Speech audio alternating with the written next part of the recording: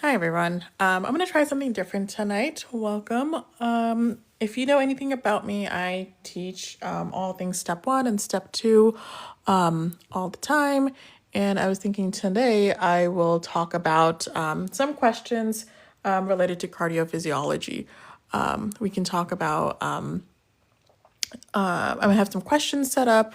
So we'll talk about those questions, and then that will kind of also expand into some of the things that I think are pretty high yield in step one and actually can be pretty helpful in step two as well. They're pretty relevant information here. Okay, so I'm gonna prop some questions up, and then if you guys know the answer, just say it in the chat, and I'll give it a second, and then we'll talk about some of these content stuff too. Obviously, this is not USMLE step one or step two based or formatted questions. It's more just to kind of get the information and study the topics and expand on them a little bit.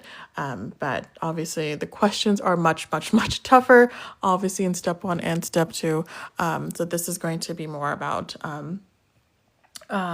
just talking about kind of giving us some prompts about how to prepare for some of these exams. Okay, so the first question I have is closing of the mitral and the tricuspid. The closing of the mitral and tricuspid valves produce what heart sound? So when we close those valves, this is a normal physiologic finding that you have that is produced when you close these two valves. Okay.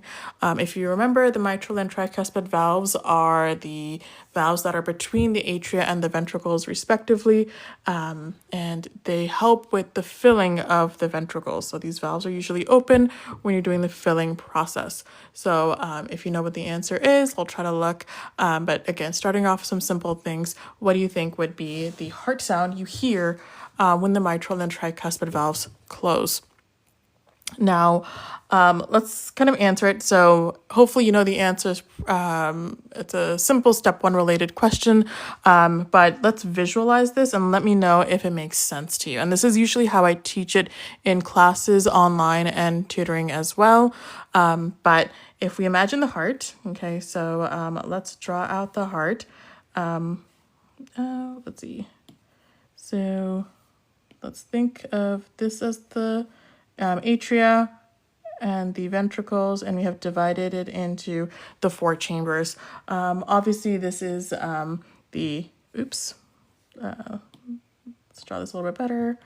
So this is the right atrium, this is the right ventricle, this is the left atrium, and the left ventricle. Okay, the valves that are between the right atrium and ventricle here, this is your tricuspid valve, and the valve that connects between the left atrium and the left ventricle, this is the mitral valve. So we're asking, what heart sound do you hear when the tricuspid and mitral valve close? So I already see an answer, right? Logically thinking, you're thinking S1. Awesome, so we have a vote for S1. But let's see. So typically when we are filling the ventricles, right? We're filling this ventricle with blood, okay, on each side, which is coming from the atria respectively. So when we're filling, does it make sense that the tricuspid valve and the mitral valve have to be open to allow for filling? And so when we finish filling, okay, then they're going to get, when you finish filling, then the tricuspid valve and the mitral valve, they're going to close. Okay, so when you close that sound or close those valves, you hear an S1. So that's good. So perfect option A, S1 signifies the closure of the mitral and tricuspid valve. Does it also make sense that S1 also signifies the end of filling, or diastole, we have finished filling and we can close those doors, so to say. Okay, so S1 also means it's the end of filling, right? That means that we can now close those valves. Awesome. So now let's talk about naturally. What do you think would be the heart sound you hear when the aortic and pulmonic valves close? Okay, so closing the aortic and pulmonic valves produce what heart sound? What would make sense to, what would you hear? And again, these are normal heart sounds that we hear. These are physiologic responses. Okay, so I'm getting an answer, a couple of answers. Okay, awesome. I love what you guys are saying. Let's think about this. Sorry, this is a new app, so I'm still getting used to this. So again, let's draw our handy dandy heart. Okay, please excuse my drawing skills, but hopefully you follow. Okay, so remember in the previous visual, we had drawn out when we finished filling the heart, right? So diastole is done. That means this chamber is filled with blood, right? And we have just closed the mitral and the tricuspid valves. Okay, so they're closed. We just finished filling. Now, naturally, what's supposed to happen next is we pump blood out into the aorta and into the lungs. Okay, and that's going to be through the aortic valve on the left side, and this is going to be the pulmonic valve on the right side. So all this blood now is leaving the heart, okay? And so the one that we had collected, right, slowly this is now going away, okay? It's going out. Okay, so this is ejecting. We're emptying the chambers. And when we are finished emptying, does it make sense that we gotta now close the aortic valve and the pulmonic valve? So we finished emptying, aortic and pulmonic valves closed, and we hear an S2. So awesome, I saw you guys say that already. This is the S2 signals the closing of the aortic and pulmonic. So does it make sense that S2 also signifies the end of emptying or the end of the ejection phase? Hopefully that makes sense. Okay, so cool. S2 is closure of the aortic and pulmonic. To recap, S1 is closure of the mitral and tricuspid, and S2 is the closure of the pulmonic and the aortic valves. These are normal heart sounds, okay, S1 and S2. These are not murmurs, okay? These are normal heart sounds, to emphasize that. Let's see. So somebody asked, BK, could this also be what sound is heard when the mitral and tricuspid valves open to trip us up? Okay, so yeah, cardiac physiology is so confusing sometimes, but no. When you open, again, this is all talking about normal physiology. When you open a valve, you don't hear a sound. It's always when you close, I think of it, when you close a door, you hear a sound, and that's S1 for mitral and tricuspid, and S2 for aortic and pulmonic. So no, you would not hear a heart sound when they mitral and tricuspid open, unless there's a murmur or there's something wrong with those valves. Okay, let's talk about the next question. Okay, I kind of already answered this. Okay, so what would you think would signify the end of diastole or the filling phase? To recap what's happening in filling or the diastole phase, that the left and right ventricles are filling up with blood. Okay, side note, as you guys think of this answer, let's answer a couple of other kind of vocab words in the world of cardiology. So we got our heart again. Okay, ooh, this is a fat heart today, this time. So we said that we are filling the, let's be a little bit more color-coded. The right side is deoxygenated blood, and the left side is oxygenated blood. Okay, so remember, we finished filling, okay? So right now we are about to eject, okay? So we are packed with blood here. What is this volume called right here? Okay, we finished filling. What is this volume before we ejected? Okay, so I see some answers. A bunch of people are saying A, what signifies the end of diastole? Awesome, it would be S1, right? Just another way of what we just said, that when you finish filling, we do close the doors, okay? So the tricuspid here and the mitral here have to close because they're like, hey, we're done pushing blood in from the atria. That would be S1. It also represents the end of diastole or the filling phase. Awesome. Back to my side note question, right? What is this volume of blood that we have when we finished filling? It is appropriately called your end diastolic volume, right? Or EDV. That is going to be the total amount of blood before we eject it. Okay, so Jerome, you're asking the difference between preload and afterload. That's an awesome question. Oh, Diab, you answered EDV. That's awesome. Great job. Back to you, Jerome. The difference between preload and afterload. Give me a second. Let's talk about that. real quick, okay? So preload and afterload used to confuse me all the time because it makes me think that something's happening before and then something's happening after. And it was so confusing and I used to hate it too. BK, you're saying I hate preload and afterload. It's so confusing. So let me tell you how I explain preload and afterload in the most simple terms, okay? Because when you use the technical terminologies and the definitions, right, it gets pretty like I get lost in the sauce. So I always teach in the most simple terms, which sounds kind of silly, but again, I'm talking too much. Let me explain. So Jerome, let me answer your question. Okay, so let me redraw the heart. Okay, let's talk about preload first. Okay, so you might have seen things like preload is related to venous return, or preload is related to volume. And again, I used to memorize that and be like, okay, sure, but what does that really mean? So let's imagine the story.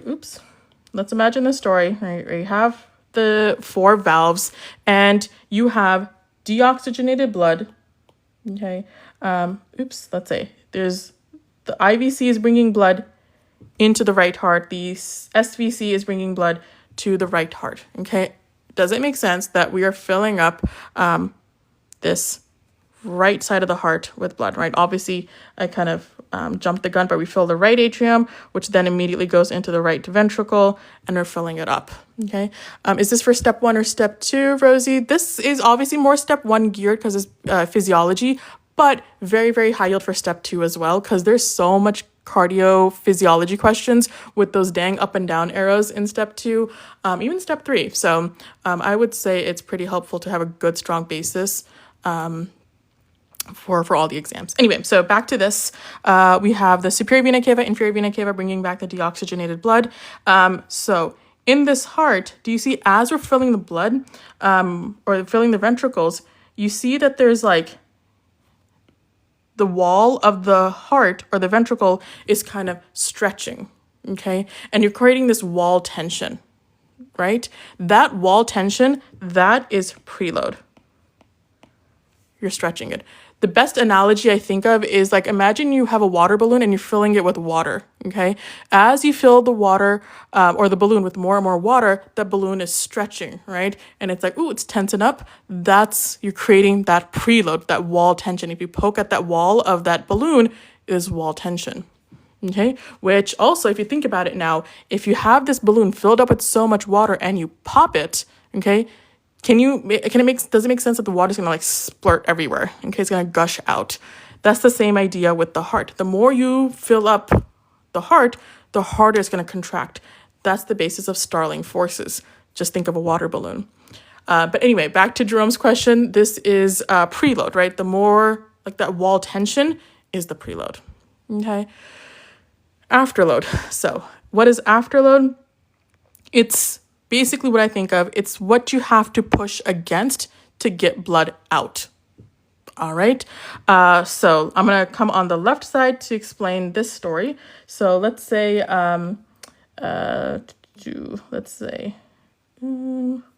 we have blood on the left heart. Okay. This chamber is filled and we have to push this blood out into our aorta. Okay, so if we have to push blood out into the aorta, okay, if the aorta is like really, really dilated, okay, stretched out, would it be easier or harder to get blood into the aorta? Okay, imagine if this aorta is dilated. Okay, can this blood get into that aorta easier, or is it gonna have a tougher time? Okay, awesome. Fernando says it's easy. Oh, somebody said harder, right? Imagine you're just trying to push blood into an open hallway, okay, wide open. It's like, all right, easily gets in. Awesome, Vanessa. It's easy to get in there, okay? So this ventricle right here, this ventricle right here doesn't have to push as hard. That means it has a decreased afterload. Versus what if this aorta was now constricted? This person just has really, really bad like hypertension and it's constricted, it's narrowed. I'm talking about the aorta, but you can think of the whole vascular system. If it's really, really constricted, okay, now, is this blood gonna have an easier time or harder time getting into the aorta? Okay, what would you think? Vanessa saying it's harder time, Fernando saying harder. Absolutely. You have to push a lot of this blood into like a narrow like space, right? Now, So that basically means the ventricle has to pump harder to get blood out. That means it has an increased afterload here. Okay, so don't think of like afterload and preload as before and after, because I don't know if that confused you. That's what I used to think of. Awesome. So Clarabelle, you're saying like aortic stenosis? Absolutely, right? So I'm talking about vasoconstriction as an example, but if you had aortic stenosis, this aortic valve is just really, really like narrowed. It's stiff. It's hard for this ventricle to be like, I have to push blood out. So this is going to build up more pressure and there's going to be more afterload here.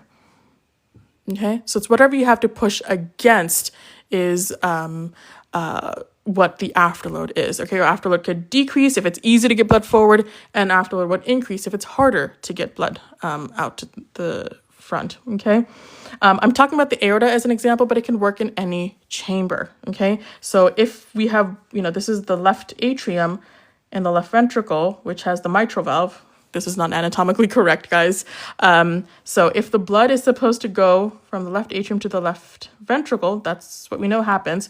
What if there was mitral stenosis? Okay. What would be the afterload in the left atrium, you think? Does it have to pump harder or easier? Is there an easy time or hard time getting blood into the left ventricle? Okay.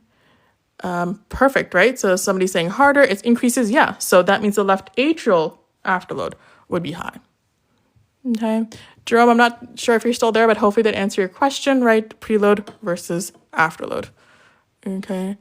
Maggie, it feels like you're beating your heart manually. I know, right? When you think about it too hard, you're really, really conscious of it. Okay. Let's see. So, any questions? Somebody's asking, what will happen to COP if we increase afterload? Can you explain what do you mean by COP? I don't recognize that acronym. Or CVP, is that what you mean? Somebody's asking S3 versus S4. That's a great question. We could talk about that in a second as well. Let's see. Any other questions? Good. Okay. Cardiac output. Oh, okay. So what was the question? Thanks, guys, for clarifying. So the question was, what happens to cardiac output if you increase afterload? Good question, right? So if this aorta is vasoconstricted, really, really narrow, okay, a lot of you guys said it's harder to get blood out, okay? So what do you think is going to happen to cardiac output, guys? Would it increase or decrease?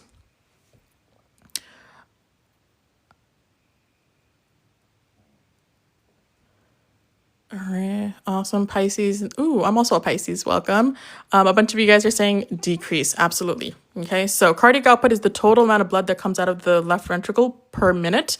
So obviously, if this blood is just like struggling to get out, it's not going to come out as well, so it will decrease. Okay, so cardiac output will eventually decrease. Okay, which means there's not that much blood coming out into this aorta every minute. Okay. You can actually expand on that, right? If there's not much blood coming out into this aorta, okay, so there's like very little blood that came out, the cardiac output, we said it's going to decrease. What would the total peripheral resistance be in this vasoconstriction? What do you guys think? Okay.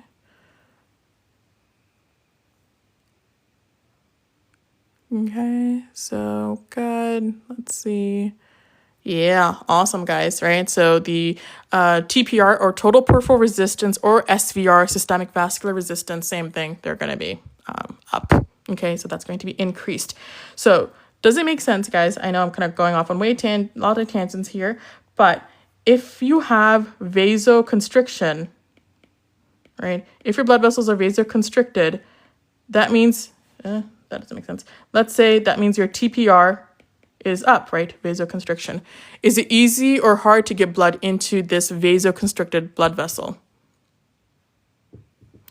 Rosie, good job, group. Yes, I second that motion. Good job, guys.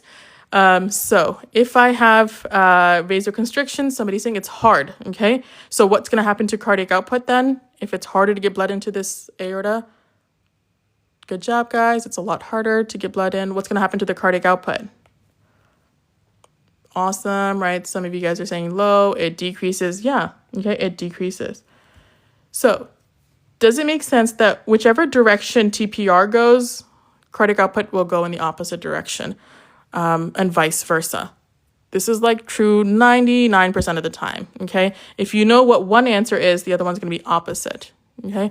To really hammer that in, what if this person had like a vasodilator, right? So the aorta is like stretched out, really, really dilated, okay? Is it easy or hard to get blood into this aorta?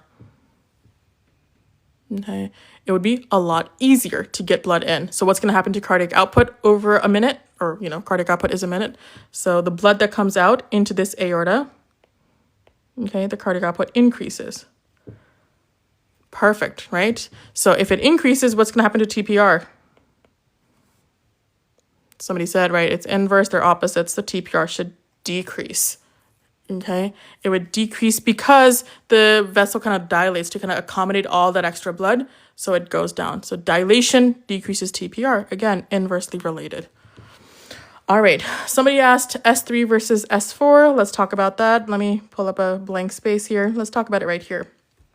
Okay, so we talked about S1 and S2 already, right? Those are normal heart sounds. Okay, S3 and S4 are not normal heart sounds. Okay, let's kind of do a compare and contrast with them real quick. And then I can visualize it because I love drawing, as you already can tell. So S3, I think of the heart is dilated. Okay, S4, I think it's more hypertrophic, more thicker heart. Okay, let's draw the heart for each side. Okay, so this is a what's going to be wrong with S3, and this is going to be what's wrong in S4. Okay, so this is going to be a really simple and kind of silly picture, okay? But S3, the what's happened is let's say the heart is dilated, right? Really, really, really, really stretched out, okay? Versus in S4, the heart is really, really thick, hypertrophic, right? You have just a lot of extra muscle. It's hypertrophied, okay? Of course, there's different types of, I know eccentric and concentric and series and parallel, but I don't want to get into those fancy words just yet, okay? So visually, this is what an S3 heart looks like, and this is what an S4 heart looks like visually, obviously, very simple terms. So based on these differences, which one do you think has a problem filling, getting blood in, or making an end diastolic volume? Would it be S3 or S4? Okay, I see some people are saying S4. Awesome, right? Look at this, right? This chamber size is really, really narrow, okay? So to get blood in here, right, it's not really filling up that much, okay? So awesome. S4 is going to be more of a filling problem. Okay. Do you see on the dilated side, okay, this heart has no problem filling, right? It's actually filling up way too much, right? It's dilated. So does it make sense that S3 has more problem contracting, right? The fibers are just way too stretched out and it's hard for it to contract. So S3 has a contracting problem, or, okay, contraction problem. Okay, now let's convert this into, medical terms. If it's a filling problem, that is a diastolic dysfunction. Okay, and if it's a contracting problem, that means this S3 is a systolic dysfunction. Okay, let's see. Those are the cardiomyopathies as well, right? When they say dilated and hypertrophic, that's 2 of the 4 cardiomyopathies that you can think of, okay? We're not done yet, okay? So we talked about systolic dysfunction versus diastolic dysfunction, contracting problem versus filling problem, dilated versus hypertrophic, okay? Let's see. Let me kind of make a little bit of space here, right? So this is a dilated heart, okay? This is what's wrong with S3, okay? Now, when do you hear an S3? Can somebody answer? When would you hear an S3? Oh, I like the way you think of it, right? S3 is like a cube or volume of cube. Nice little way to think about it. Okay, so somebody's saying I would hear an S3. When would you hear an S3, guys? In diastole or systole, or, oops. Ooh, I'm not used to this new app yet. Okay. All right, somebody's saying end of diastole. I love it. So everyone's saying diastole. Awesome. So it is a early diastolic murmur. Okay. Now this is how I make sense of it. Okay. So this heart, okay, is really, really stretched out. And we said this heart has a contracting problem. It has trouble pushing blood out. So let's say that this ventricle is filled with blood. Okay, we filled it, we did diastole, and now we're supposed to pump it out into the aorta. Okay, can all the blood really get out in this dilated heart? Probably not, okay, because it's a contracting problem. So maybe you get out a little bit, right? But most of it's still in here. Okay, we couldn't really get it out. Okay, so the ESV, or end systolic volume, is increased. So there's a lot of blood left over. But the atrium is ready to send more blood in. Okay, so we start the new filling phase. So this new blood that's coming in is going to come in and splash against this old blood that never left. And that splash sound is the S3 murmur. So does it make sense that it's an early diastolic murmur? You hear it right as you start filling. Okay, so it's an early diastolic murmur. Okay. Also, another way they can word that is that you hear S3 right after S2. It's basically saying this statement and this statement is the same thing, because we just said S2 means we just close the aortic and pulmonic valves, and so after that we're going to start filling. All right. So that's going to be an early diastolic murmur. Versus S4, okay, this heart is having a problem filling. Okay, it's a really narrowed lumen. It's not that much space. And so the blood fills up pretty quickly in here. Okay, so it's like we're doing filling and it's like, oop, we're already out of space. Okay, and so but the atrium is like, I still have a lot of blood to send over, right? How can I do it? And so it's going to start hitting the walls, the sides of the hypertrophic walls, and that's going to produce an S4. So it's like towards the end of filling, when there's no more space, the blood starts smacking against it, and that's when you hear an S4. So the S4 is a late diastolic murmur. Okay. Or you can say you hear it right before S1, okay? Because S1 was about to be the closing of the mitral and tricuspid valves. Anyway, hopefully that makes sense. I mean, there's so many more details I can go into with S3, S4, against stiff vessels. Yes, okay, I like that way. Think of it, okay? So simple ways, compare and contrast S3 and S4. On a side note, can you guys figure out what is the most common cause of S3 and the most common causes of S4? Okay, there is a genetic version of both, but let's talk about acquired. Can you think of what is the most common acquired cause of S3 versus S4? Throw it in the group chat and let's see if we can figure it out.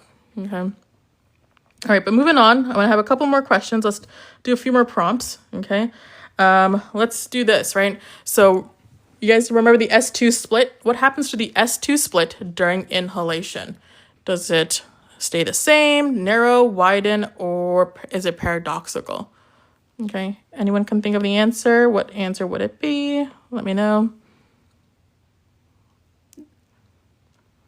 Somebody's saying it widens, so C. Okay, S3 overload, S4 stiff ventricles. I love that too. Okay, perfect recap. I'm trying to read through the comments, guys. I'm sorry if I missed anything. Just shoot me another message. All right, everyone's saying it widens. Absolutely. So the S2 split widens during inhalation. Let's understand that concept. Okay, so I'm going to draw my weird looking heart again. Okay, we learned a while ago, S2 represents the closure, so aortic valve closing and pulmonic valve closing. Okay, which side of the heart usually has more pressure, the left or the right side?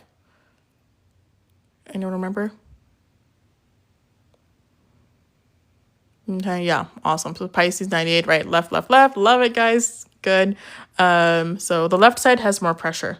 Okay, that means the left side, the aortic valve, okay, it has a hard time staying open, okay? So it's gonna open late and it's gonna close late, okay?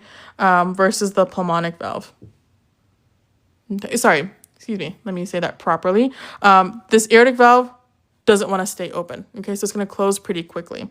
So we have the S2, okay? But there's like a split second space between them, between the aortic closing and the pulmonic closing. So I'm going to denote this as S2. There's like when the aortic closes, A2, versus when the pulmonic closes, P2. Okay, so the aortic will close as like a split of a hair second before the pulmonic, just because there's so much resistance. The aortic valve closes first. Okay, and that's normal. Okay, you're supposed to have a split. But during inhalation, guys, what happens to the thoracic pressure? All this pressure in the thorax. Is this positive or negative? Okay, that thoracic pressure, guys, it's going to become negative. Okay, we get a negative thoracic pressure on inhalation. We create a vacuum here. If you create a vacuum, do you see that you have this suction effect is how I think of it? So you pull in more venous return. It sucks into the right heart, if that makes sense. Okay, so with inhalation, thoracic pressure becomes negative. Awesome, Fernando. Awesome. Diab, okay, good. Nikiti, I think negative, good. So this inhale, thoracic pressure becomes negative. You create a vacuum and you suck more blood into the right heart. Do you see you fill up the right heart with a lot more blood? Okay, so the pulmonic valve was like, oh, dang, that's a lot of blood right now. Okay, so it's going to have to stay open late to get all this blood out. Okay, so the pulmonic valve has to pump into the pulmonary trunk. And so the pulmonic valve is going to have to stay open to get all that extra, the extra blood out. So it's going to close a little bit later than it's supposed to. Okay, so the P2 is actually closing a little bit later on inhalation. So that means there's more space. And so the S2 split widens. Okay, the next question is what happens to S2 split during expiration or exhalation. Okay, so let's talk about it in this picture. Okay, now when you exhale, do you see that you lose this thoracic pressure? It's not as negative, right? If it's not as negative, that vacuum effect is gone. What's going to happen to the venous return comparatively? Okay, it's going to be not as much. Okay, so now on exhalation, okay, we only fill the blood like this much, let's say. Okay, so the pulmonic valve was like, oh, okay, I can get this blood out pretty quickly and I can close up shop early. So the pulmonic valve closes a little bit earlier. Okay, so P2. So on exhalation, it goes inwards. So on exhale, it narrows. Okay, so this is very normal. Okay, on inhale, the S2 split widens. On exhale, it narrows, widens, narrows. It's supposed to be fluctuating on inhale and exhale. And that's normal. So to answer for what happens to the S2 split during I don't know why I put expiration this time, but exhalation or expiration, would it stay the same, narrow, or widen? Or paradoxical? Okay, awesome. So it narrows. Okay, the pulmonic valve doesn't have to stay open as long. Side note, does anyone know what issue gives you a fixed S2 split where it stays the same? What would be the answer? If anyone can recall.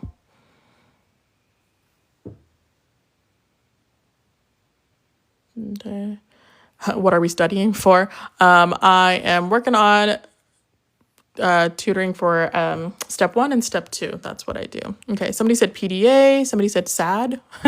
I think that was autocorrected from ASD. Good job, guys. So if it's fixed or stays the same, this is going to be ASD, atrial septal defect. Okay, and I want you to think about why. Okay, if there's a hole in the right, between the right and left atrium, we kind of lose that suction effect. Okay, so it's an S2 split that's fixed. Okay, anyone know what paradoxical means? What's a paradoxical S2 split? Rosie, how often do you go live? This is my first time doing live where I'm talking about content. I just want to see if this is something you guys like and I can make this like a regular thing and talk about topics that you guys prefer. Okay. So we can definitely make this as a regular thing. I do this all day, every day. I'm teaching online all the time to students. So we can make this into a series. All right, awesome. So anyone know what paradoxical is, guys? Anyone know? Do I have an online course for USMLE? Yes, I do. All right. You can contact me, set up a consult with me on, I think the link is in my bio, or send me a DM. I've been doing this full time for a few years. And I thought I'd try this on live with all y'all. So anyone know what paradoxical is? This took me a while to understand too, back when I was studying. Okay. Oh, some people are answering widening on expiration. I don't know. Okay. Jason, good guess. Not quite. Okay. Somebody's saying PDA. Not quite. Okay. So the answer for paradoxical, what causes a paradoxical S2 split is actually going to be like a left bundle branch block. Yep, that's enough B's, or like something wrong with the aortic valve. Okay. So aortic valve issues. So basically left-sided issues. What that is paradoxical, meaning that it happens at, didn't finish your thought there. Okay. So I'm saying infective endocarditis. Okay. I see what you guys are saying, right? So some of them would have a paradoxical S2 split. Okay. Okay, I think somebody just answered it. Basically, remember we said normally the aortic closes first and then you hear the pulmonic closing? Okay. Paradoxical means that something's wrong with the aortic valve, that it actually closes so late that it's actually closing after the aortic. It's closing after the pulmonic. So like they've switched positions. Okay. So when the aortic is so delayed that it actually closes after the pulmonic, that's a paradoxical.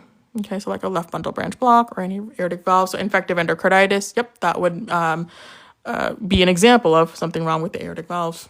Okay. Prapreet, thank you so much. I appreciate it.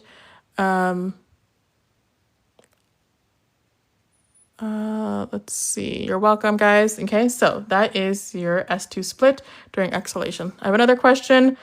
Anyone know what's the difference between stroke volume, ejection fraction, these two? And let's make it even better. What about cardiac output? Okay, so cardiac output versus stroke volume versus ejection fraction. Let's talk about these things. Anyone know? Let's start with cardiac output.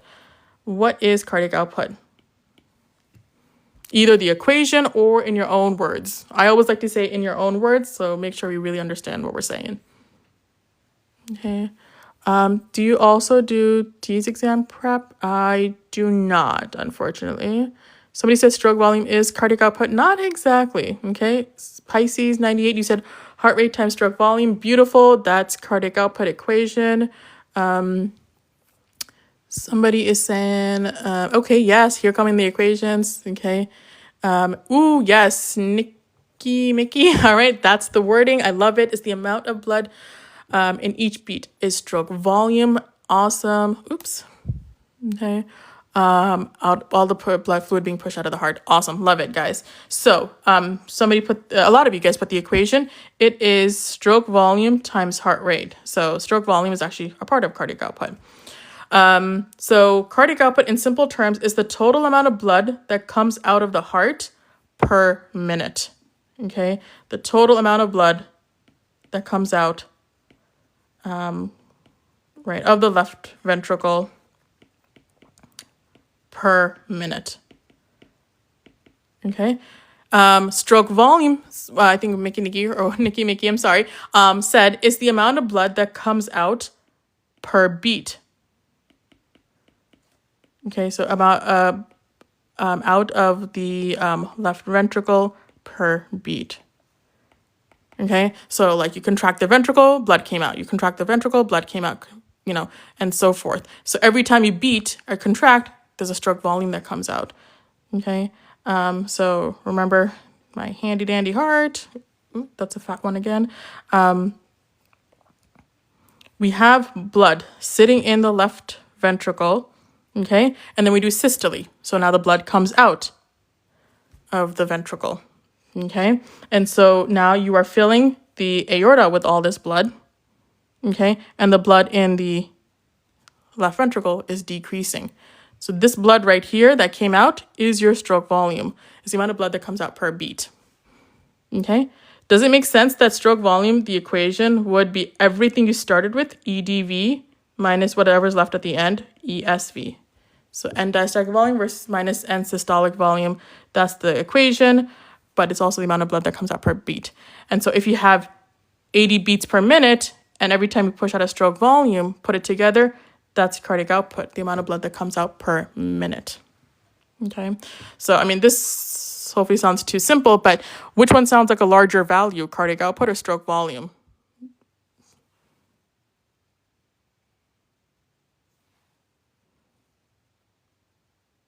Okay. What would be a bigger value? Good, right? So let's see, Esteban, you're saying, well, you said both. Not quite. Astrid said cardiac output. Somebody else said cardiac output. Pisces says cardiac output. Mandy, cardiac output. Yes, okay. Zara the Queen Bee, love that name. Cardiac output. Awesome, okay. So obviously cardiac output is the larger value, okay, because you're doing it over a minute versus stroke volume is per beat. Now let's come to ejection fraction. What is your understanding of ejection fraction, either the equation or in your own words? Okay, if you know it in your own words, even better. What do you think ejection fraction is? Let's talk about this one. Hang around, guys. I have a couple of AMBOSS questions that we're gonna do together, and I want to see if we can figure it out. So if you want to hang back and talk about those questions together, I'm gonna help break that down as well. I think it's coming up in a second. Okay. Well, not a second, but in a little while. Okay, so what is ejection fraction, guys? It's the percent of blood ejected each beat. Awesome. I love that one. That enters the left ventricle that is pumped out into the aorta. Okay, yes. Percentage. Perfect, right? It's the percentage. I love that. Okay. That's the key thing. It's the proportion, or it's in the name, right? It's a fraction. So it's got to be a percentage. Okay. Somebody put the equation of stroke volume over EDV. Perfect. So it's basically the equation is the blood that comes out per beat, which is stroke volume, over everything you started with, which is end diastolic volume, EDV. Okay. So this was the end diastolic volume, right? We filled the left ventricle with like all the blood, right? It's filled to the max. Oops. I feel like I say this a lot, but this app is still a little new to me. I used to use another app that got discontinued. Okay, so this is your total blood at the end of filling, right? Which means this is EDV. Ejection fraction is basically saying how much of this EDV is going to come out into the aorta, okay? So it's like about this much, okay? So this much is going to come out into the aorta. It's about a little over half. So normal ejection fraction is like this much, okay? Let me make that in a different color. It's this much, okay? So about 60%. 55, some say 60, some say, a little bit higher, but average a little over half of whatever came out, okay? So if, some sources say 55, some say 60, right? I love it, 55%. So ejection fraction is a 55 or 60% of whatever started with, okay? So do you see stroke volume is an absolute number? It's a numerical value, whereas ejection fraction has to be a percentage. Okay, and it's very important, guys. Stroke volume and ejection fraction don't always have to go in the same direction. Okay, let's actually practice that, right? Remember, we just talked about where to go? This, right? Dilated heart versus hypertrophic heart. Okay, in hypertrophic heart, okay, what is that stroke volume doing? Do you think? Is it increasing or decreasing or staying the same?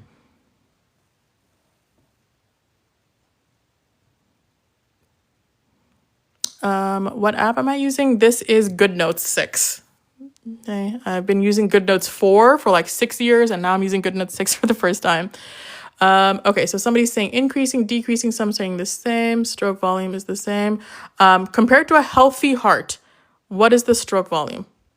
Okay, thanks. Hey, smile. The stroke volume, guys, what is it doing? Oh, Mandy, let me repeat the question. In a hypertrophic heart, or S4, cardiomyopathy, what is the stroke volume doing? Okay, Althoff, you're saying preserved. We're talking about cardiophysiology, decreased final answer, Brian. Okay, I love it. Okay, stroke volume, guys, is indeed decreasing. It's the total amount of blood that comes out, right? There's not much blood here, right? That's supposed to be the one in pink. There's not much. So can we get the same volume of blood out in this heartbeat? Probably not. Okay, that's going to be a decreased stroke volume. But in the beginning of S4, whatever that came in, okay, we can still get out about 55% of whatever came in. Okay, so in an early S4, we are still able to get out like this much of that blood. So does it make sense that ejection fraction, would it be increased, decreased, or preserved? Okay, somebody said diastolic dysfunction. Absolutely, that's S4. What would be the ejection fraction? Okay. Awesome. All right.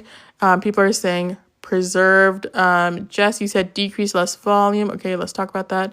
And Esteban, you said preserved ejection fraction, right? So the ejection fraction will be the same or preserved because, like I just said, even though this heart is hypertrophic, it can still get out 55% of whatever came in.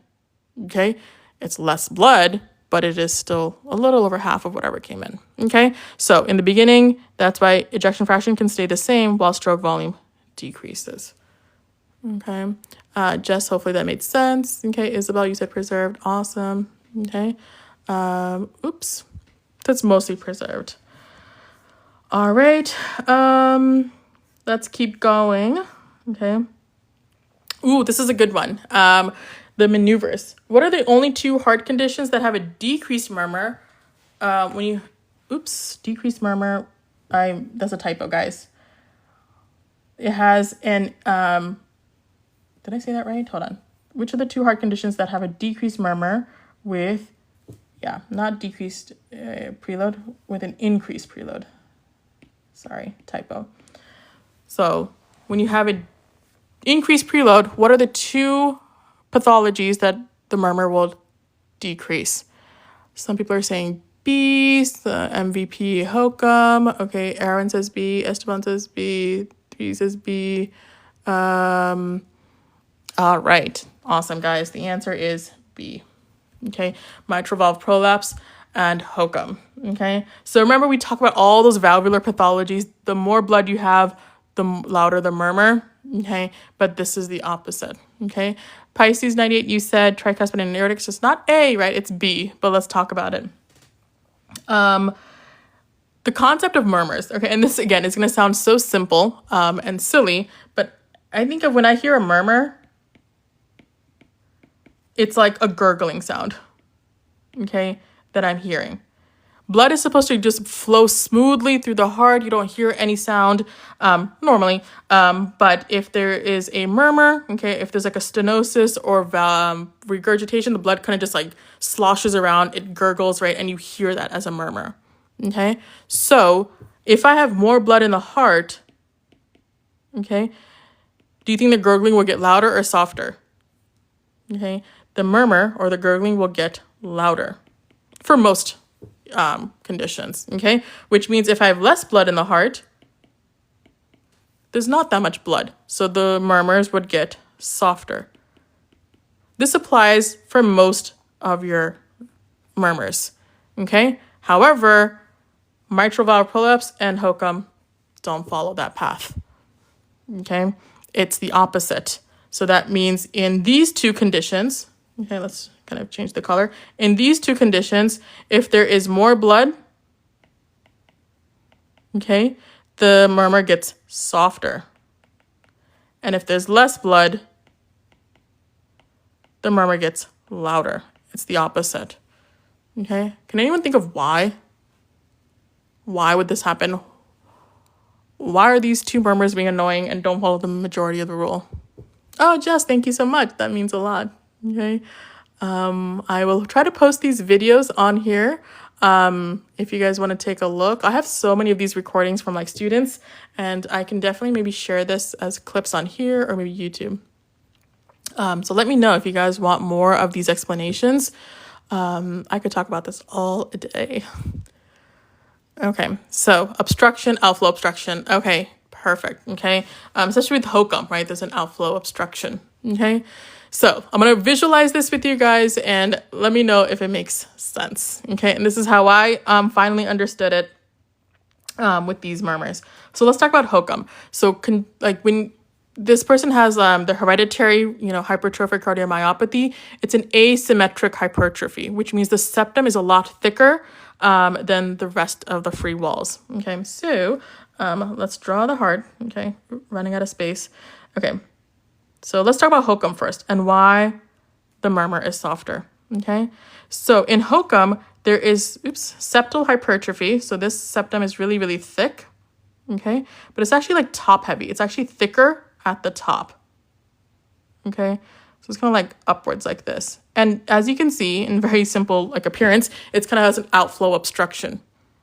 Okay, there's an outflow obstruction. So when there's blood here, okay, it's like, hey, I need to get out into the aorta, but this septum is like in the way and kind of just blocking its ability to leave. Okay, so this is how I think of it. Okay, I'm gonna show my hands, right?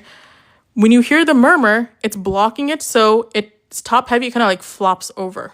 Okay, so when the septum flops over and blocks the outflow, you hear the murmur.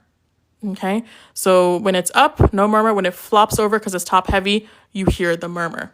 So now, if I had a lot of blood in this ventricle, like filled to the max, do you see that the blood kind of keeps that septum kind of tense and doesn't let it flop over? So if there's no floppage, okay, the murmur will decrease. Okay, so that means more blood in that heart, the murmur goes soft. It doesn't obstruct. Okay, versus if there was not that much blood in the heart. Okay, so the ventricle has, struggling. Okay, so if there's not that much blood, right, very little, do you see now the septum has space to kind of fall over? Okay, there's more floppage. Okay, and when you flop, you hear the murmur. So if there's less blood, the murmur gets louder. Oops. Sorry, guys. I'm going to go back to my old app. I'm not used to this. Okay, so less blood, the murmur gets louder. Okay, more blood, the septum is kind of like held erect, and so it doesn't flop, so the murmur is softer. Hopefully the HOCM makes sense why it follows the opposite rules. Okay, Astrid, thank you so much. Let's talk about mitral valve prolapse. Okay, why does that also follow this rule? Anyone know what mitral valve prolapse is, and how is it different from mitral regurg? Okay, any idea? MVP?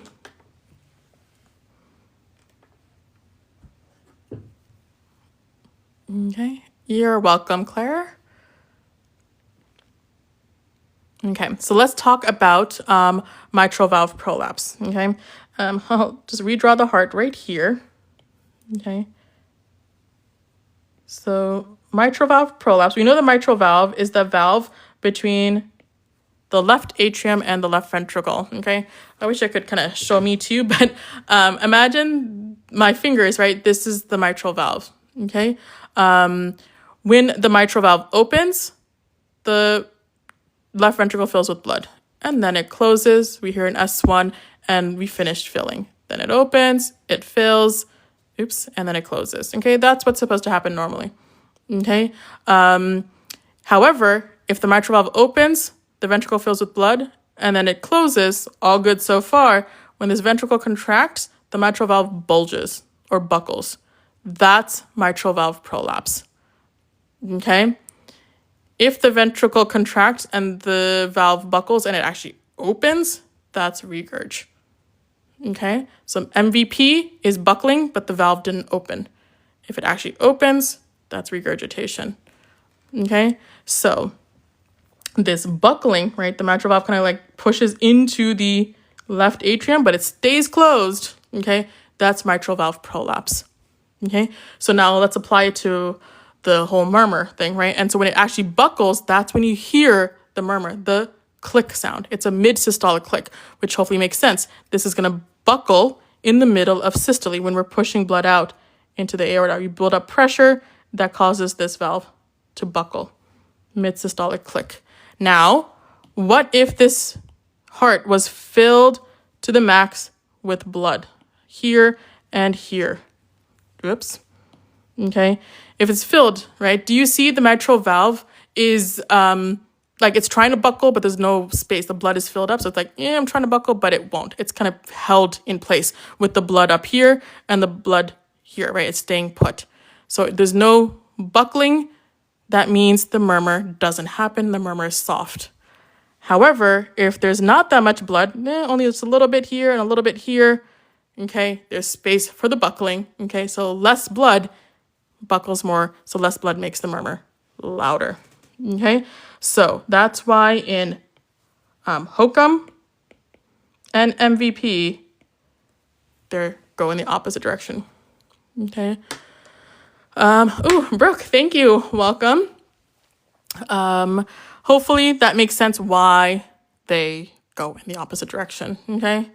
Please drop in the chat if there's any questions about these two heart conditions, okay? These maneuvers are pretty trippy, and so we can talk about maneuvers another day too, like, like Valsalva and squatting and hand grip, right? What do all those things do with it? Oh, thank you. Somebody liked my nails. Thanks. All right. Let's see. I think this is kind of like a buzzword. Anyone know the most common cause of rheumatic fever or rheumatic heart disease? Let's answer this real quick. Okay. Somebody said, I hear A, I hear C, I hear C. Let me see. Let me go through the questions. Oh, thanks for learning easily. Thanks so much. Pisces, you said, could you explain why option A is wrong? I'm assuming, are you guys talking about this one? Why this is wrong? Okay. With regurgitations, okay, the more blood you have in the heart, the more it kind of like wobbles around, okay? And so you hear louder murmur. So more blood, louder the murmur. So option A follows this original rule that I have in black, okay? You just have more regurgitations with more blood and more gurgling. Okay, so anyway, coming back to this question. Okay, Pisces, let me know if that answered it. I know that was a quick answer. Okay, so people are saying C. JMed is guessing C. You're welcome, Pisces. Gelwog is at A. Dashel said D. Okay, so the answer, the most common cause of rheumatic fever, guys, is group A strep. Okay, do you know which one is group A strep in this list? It is option, most of you guys got it, guys. It's option C. Okay, strep pyogenes is the most common cause of rheumatic fever or rheumatic heart disease, which is group A strep. All right. Anyone know what Staph aureus causes in the heart? Some kind of things that you want to think of? Ooh, Destine, good job. Killed it. Okay. What does Staph aureus cause in the heart? Okay. Somebody said, who said that? Endocarditis. Tamia. Awesome, guys are killing it, right? Endocarditis. This usually causes a tricuspid valve endocarditis. Good. That's the most common cause of that. Okay. Think of like IV drug abusers. Think of right-sided. Think of tricuspid valve. Okay. Somebody said prosthetic valve. Okay, that applies too. And yes, Pisces killed it on a healthy heart valve. So it's a healthy tricuspid valve that Staph aureus attacks. Anyone know what Virdens causes in the heart? Okay. Again, guys, I have a couple of AMBOSS questions I'm about to pull up. I think in a second, we'll practice some of these things we talked about on AMBOSS to really help apply that. I'm seeing also endocarditis. Awesome. Somebody said subacute endocarditis. Perfect. Which side of the heart is that? Left or right side when you're talking about Virdens with subacute endocarditis? Yes. Okay. Luckiest girl alive. You said dental infective endocarditis. Killed it. Good. Mitral valve left. Perfect. So this is going to cause more mitral valve. Okay. You can sometimes aortic too, but you could say left-sided endocarditis. And some, I think one of you guys said it. It is the dental procedures. Okay. So it gets the viridins is in the back of our throat as a normal flora, and it gets jostled around and we accidentally aspirate it, and it travels to the heart, and the first valve it sees is the mitral, and it sits on it. Okay. Anyone know what Galolyticus does in the heart? Strep Galolyticus. I think I spelled that right. The old name for this was Strep bovis. Okay. What does this cause in the heart? Ooh, Altaf says colon cancer. Somebody else said subacute endocarditis with colon cancer. Yep. Okay. Blah. You said endocarditis, colon cancer. Yes. So when they say, ooh, sorry, this is shaking. When they talk about colon cancer, okay, this is normal flora and the colon, and it travels to the heart, and it can also cause infective endocarditis. Okay, so that's your buzzword for that one. Okay. Awesome. Oh crap, I thought I was done. Okay, this is the last this is the last question, then we have some AMBOSS questions. Most common type of congenital cyanotic heart disease in newborns. This might cause some arguments and fights, okay, but let's see what you guys can think of. Maggie, are you asking about this question? Rheumatic heart disease is pyogenes, okay? But coming to this one, what is the most common congenital heart disease in newborns? Okay, Galloway, Nikki Mickey, creator, EIO, Esteban, Miss Sammy, all right? Y'all are saying E, love it, good. Guys, tetralogy of Fallot, this is the most common, okay? Blah, no, you guys are right? Be confident, okay? You said E. So tetralogy of Fallot is the most common cyanotic heart disease at birth. If you see, guys, as kind of a side note, if you see transposition of the great vessels or the great arteries, that also could be pretty common. Okay, typically transposition happens like before 1 month of age, and then tetralogy is after. Not always, okay, but if you see transposition, I kind of look for that first, and then tetralogy becomes the most common. Okay, it's kind of a sad answer. Transposition babies die out really quickly, and then TOF becomes the most common by default. Okay, yes, and then TOF Altaf could be beyond infancy as well, right? So the tetralogy of Fallot could be up towards, toddler age children, okay? Pisces, you said transposition of the great arteries, is that acyanotic? Nope, that is definitely cyanotic, okay? So those would be cyanotic heart disease as well, okay? Imagine it's transposition is like separate blood flows, right? Circulation, the left and the right side. Perfect. Okay. Good. So that's the most common. Anyone know the 4 features of tetralogy? Okay. This is one of those kind of straightforward answers, if anyone knows. Okay. So they talk about pulmonic stenosis. Yes. Prove it. Right. Mateo said any congenital heart disease beginning with a T is cyanotic. Absolutely. I call it the 5 T's. Ooh, let me explain this real quick if that helps. The 5 T's of cyanotic heart disease. I start with the 5 letters, right? So it's total anomalous pulmonary venous return. Then you come to 4, that's tetralogy of Fallot. Come to 3, tricuspid atresia. 2 is the transposition of the great 2 vessels. And then 1 giant truncus arteriosus. Okay, awesome, Mateo. That's the 5 T's. But anyway, I'm so all over the place. Tetralogy, there's pulmonic stenosis, the right ventricular hypertrophy, overriding of the aorta, okay, and VSD, right? So prove, PROV, all of you guys were saying that. Okay, perfect. Well done, B. Okay, and Nikki Mickey. All right, let's do some questions. Ooh, this might be too small, guys. I apologize. Let me see if I can maybe... think about this like this. I don't know if this makes it better. Okay, so let's read the answer. I'll give it like a minute. Anyone can figure out what the answer would be here. Also, this is an AMBOSS question. I have spoken to AMBOSS. They have allowed me to kind of share these on here. So I have permission, but these are official AMBOSS questions. This is a 1-hammer question, okay, from AMBOSS. So let's see if we can figure out what the answer should be. All right. So we talked about this a little bit, right? I always like to start with the last sentence, right? So just to know where this question is headed. Which of the following contributes most to this oscillation finding? A 30-year-old woman comes to the physician because of worsening fatigue and shortness of breath for the past 7 months. So I like to recap. It's like a adult female, and it's been going on for a pretty long time, chronic 7 months of worsening fatigue and shortness of breath. She emigrated from China 2 years ago. Cardiac examination shows a loud S1. Okay. That is your,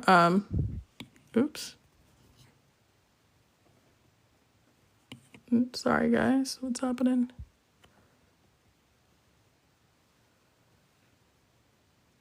All right. So loud S1. Remember, what did S1 represent? The closure of what valves? Okay, somebody saying B, somebody saying B, somebody said ASD. Right, remember, if you had a loud S1, okay, yes, somebody said Pisces, said MS snapping shut, rheumatic fever. Okay, good. Oops, guys, I'm so sorry. I'm like touching things. Okay.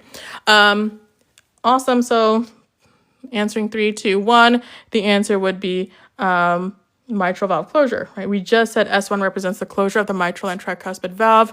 The fact that he immigrated from China, right, they're probably kind of going down the lines of like infectious disease, right, rheumatic fever maybe. But the answer here would be loud S1 is a mitral stenosis, which is closing of the mitral valve. Perfect. Okay, let's do one more. This is a 4-hammer, so it's a little bit more difficult. Let me know what you think the answer should be. Okay, I'll read it out loud. If you don't want to hear me, just ignore me. Okay, which of the following is the most likely underlying cause of this patient's exam findings? I always like to read the last sentence. A 19-year-old woman, so young female, comes to the physician for a routine health maintenance exam. She appears well, so seems pretty healthy so far. Her vital signs are within normal limits, all good. Cardiac auscultation shows a mid-systolic click and a grade 3 out of 6 late systolic crescendo murmur that is best heard at the cardiac apex. Already lost it, okay? So mid-systolic click is the clue here. It's a crescendo murmur that is best heard at the cardiac apex in the left lateral recumbent position. After the patient stands up suddenly, the click is heard during early systole and the intensity of the murmur increases. What does that sound like to you guys? Okay. What is a diagnosis? Ignore the option choices. What's the diagnosis? She stands up suddenly and the click murmur increases. So when you stand up, what happens to the blood in the heart? Is it more or less blood when you stand? Okay. When you stand, the volume in the heart decreases. Okay, so there's less blood, which we said when there's less blood, which murmurs are increasing or louder? All right, you guys are killing it, right? It's MVP or HOCM, we just learned. So which one has either MVP or HOCM on this option?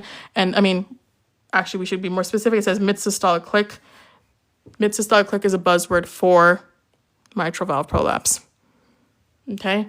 Now, these option choices sound pretty complicated, but which one even talks about a mitral valve? Keeping it simple. Okay, I see valve in this answer. I see valve in this answer. Okay, I'm keeping it simple. I'm like knock out E. I'm going to knock out, I'm going to knock out B and A. That's not talking about valves. Congenital valvular fusion makes me think of it as like a, glued together or fused, and then valvular dermatan sulfate deposition. This is your final answer, guys. This is describing in a weird way mitral valve prolapse. Okay, awesome, right? Somebody said with Marfan syndrome. So there's some deposition that's causing it to be a little bit loose and it's buckling. Okay, fusion doesn't sound like a loose buckling valve. Okay, to use just the English language in my favor. Good. So the option would be C. Again, this was a 4-hammer question, right? But do you see, as long as you were able to get mitral valve prolapse with our discussion, that would be, kind of your lead point or your buzzword. Somebody said, where'd the question go? Isn't dermatan sulfate found in hunters and hurlers? Absolutely. The lysosomal storage diseases, that's when you have a deficiency of the iduronidase or iduronidate. That would be dermatan sulfate, but unrelated, right, with this question. This is talking about the heart. Okay. Ahmed, yes, this is Amboss. Okay. Ooh, thank you, Mandy. Hopefully that explanation you liked. Yeah, so these are Amboss questions. I've spoken to Amboss for permission to kind of share these on here. So these are just straight up from Amboss. All right, that concludes the session today. We did a lot of discussions in cardiophysiology, some pathophysiology. We practiced some questions. Let me know, guys, if this was helpful, if you guys like this. I'm happy to make this into like a routine. If you guys have any suggestions of what you want to do next, I'm happy to talk about it too. I do this all day, every day. I love talking about physiology. Just as a quick speech, guys, I took step 1, step 2, step 3. I took the CS exam when it existed. I am, I'm a foreign medical student, so I'm ECFMG certified now, but I struggled for my step exams. And I was like, there's got to be easy ways to understand this. Okay. So this is what I do now full time. I just teach because I'm like, there's got to be easy ways to teach med students and doctors. And so this is what I do. Okay. And I absolutely love it. But maybe let's do one tomorrow. I can't do it, but maybe we can do one next Friday night. Plans, anyone? Right? We can maybe do one on Friday night or Saturday night. People are saying, ooh, respiratory, says Zara.